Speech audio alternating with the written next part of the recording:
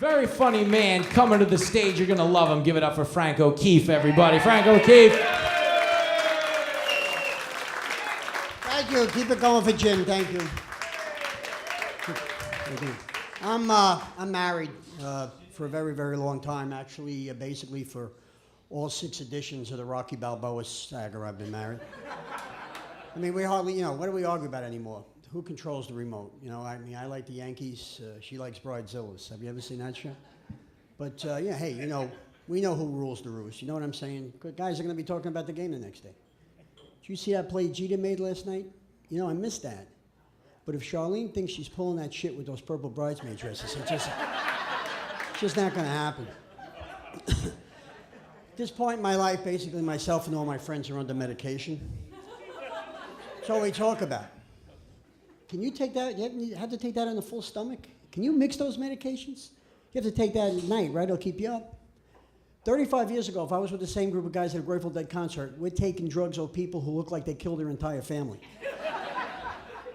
Oh, what is that stuff? I don't know, man, but that guy over there looks like Charles Manson said it's really, really good. Don't worry about it.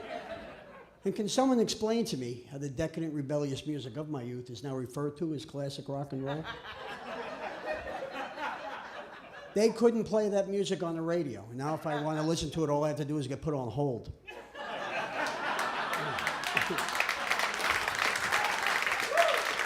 So, one thing, though, that I'm happy about as I've gotten older is, I still admire beautiful women. Yeah, I don't get the same reaction from that I did when I was younger.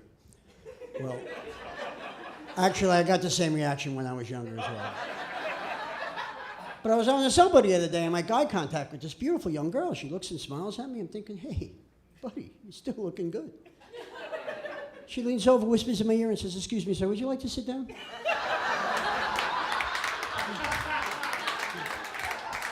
Having grown up in an urban environment, I'm not a really big fan of a pet. You know what I mean? It always amazes me how people in New York City, they have an apartment the size of a broom closet, yet they'll have a dog that should be wearing the saddle running in the Belmont Stakes. And they will insist that the apartment doesn't smell like the dog. I went to visit this friend of mine the other day, and he's burning candles and incense, and he's got sprays and lotions. See? This doesn't smell like an apartment with a dog living in it. No, it smells like a hula house with a dog living in it. I smelled so good when I left, I started pinching my own ass. I have this well-to-do cousin. He lives in Connecticut. He has a house to Martha's Vineyard. A while back, I stayed with him. He said, do me a favor, just walk the dog. He's got a golden retriever named Buster. I'm taking this thing out. People are going nuts. Oh, my God, that dog is so beautiful. The dog is so beautiful. I thought I had Heidi Klum on my leash, for Christ's sake. Some guy stops his car in the street. He runs up to me. He goes, what kind of dog is it? I'm not really sure. He shits all over the backyard. Does that help you out at all? The next day, the dog's got an attitude. I grabbed the leash. He's looking at me like, that's what you're going to wear when you take me out for a walk? My godson lives out west, and he's like one of these real outdoor guys. You give him a bow and arrow, he comes out of the woods, he's wearing a fur coat. As a matter of fact, when his wife gave birth, they named the child Hunter, which I thought, what a great concept, naming your offspring after your hobby. I was actually going to do the same thing with my oldest son, but I thought he might have a little trouble in school if his name was alcohol abuse.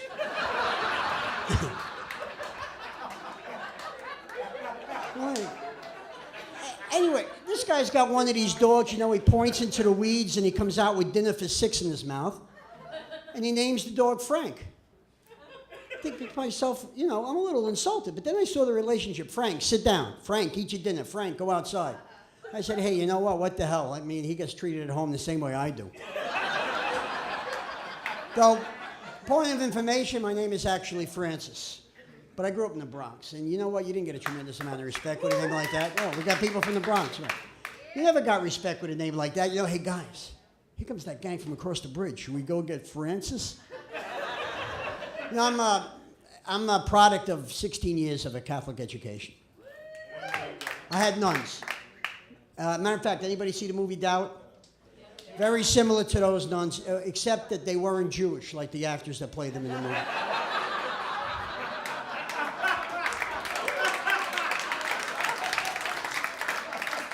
They They actually taught us that the Catholic religion was the one true religion, which really made relationship with non-Catholics very difficult.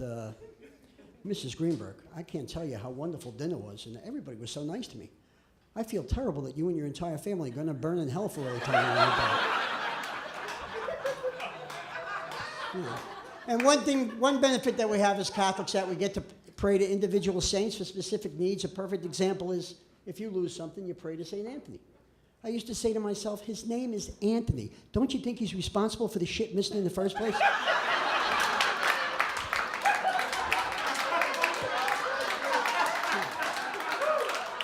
Now that I'm older, I got him on speed dial.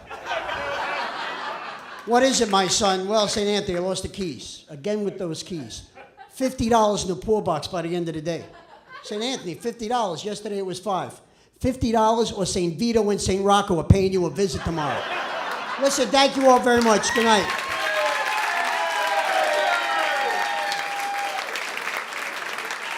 Frank O Keefe, give it up for Frank O Keefe.